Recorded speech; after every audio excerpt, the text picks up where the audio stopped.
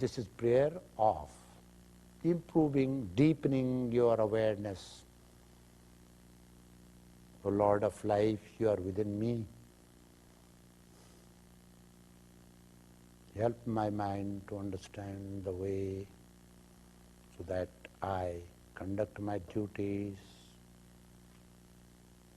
become successful in the world, yet remain non-attached.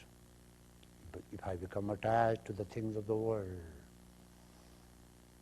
I will be forgetting the reality of life. I will be like that ball of clay which is flattened forever. Make me aware of this. Strengthen my mind, my Lord. You are not praying to any foreigner. You are not praying to God who lives above. You are praying to God who is within you.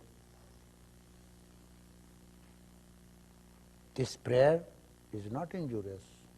This is not against Advaita or Yoga system. This is not against your religion. Now, the question comes, in which language shall you pray? Forget all the language you know and remember the language in which your mommy used to talk to you in your childhood. What is that language? The language of love. That no words, few sounds. No, no, no, no, no, no. Tu, tu, tu, tu, tu, tu. Chu, chu, chu, chu, chu, chu. Tell me which language it is. But if you speak with full mannerism and etiquettes to your young newly born boy, will he appreciate and understand your language?